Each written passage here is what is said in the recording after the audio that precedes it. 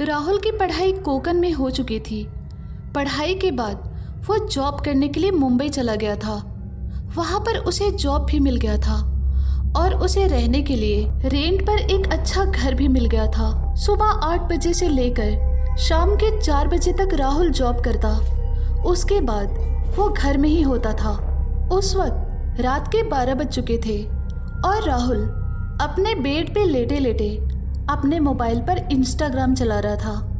अभी थोड़ी ही देर हो चुकी थी, लेकिन तभी अचानक उसे एक निशा नाम की लड़की का प्रोफाइल शो हो गया। वो प्रोफाइल देखकर उसने उसे ओपन किया। ओपन करने के बाद राहुल ने उसके फोटोज देखे।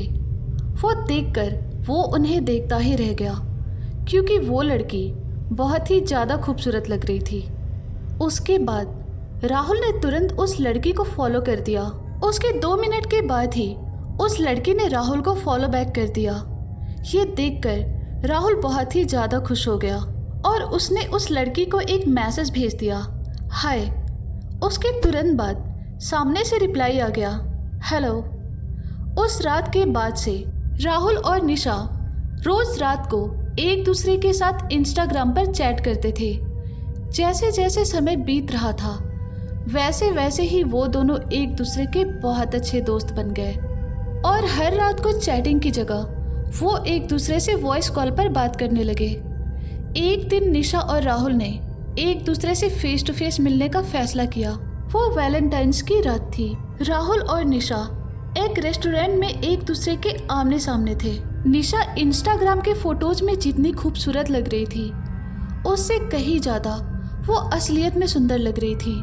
राहुल निशा को बड़े प्यार से देखता ही जा रहा था। उस रात उन दोनों ने एक दूसरे के साथ ढेर सारी बातें की और वो दोनों कुछ देर बाद खाना खाकर वहाँ से निकल गए। उसके बाद राहुल ने निशा को उसके घर छोड़ दिया और फिर वो अपने घर चला गया।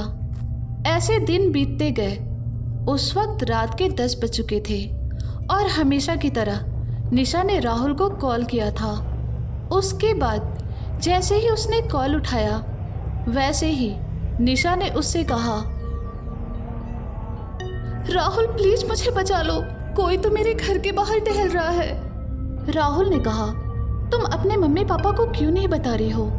तो निशा ने कहा, मेरे मम्मी पापा घर पे नहीं है, वो रिश्तेदारों के पास चले गए हैं और मैं घर में बिल्कुल अकेली हूँ। इस पर राहुल ने कहा, देखो निशा, तुम चिंता मत करो, प्लीज़ हिम्मत रखो। राहुल ने आगे कहा, अगर तुम बुरा ना मानो तो क्या मैं अभी वहाँ आ सकता हूँ? निशा ने कहा, प्लीज़ राहुल जल्दी आ जाओ, मुझे सच्ची बहुत डर लग रहा है। राहुल ने कहा, ठीक है मैं अभी आता हूँ। उसके बाद राहुल ने कॉल कट कर दिया और वो जल्दी से निशा के घर जाने के लिए निकल गया। आखिर वो कौन है जो निशा को परेशान कर रहा है? क्या राहुल इस बात का पता लगा पाएगा?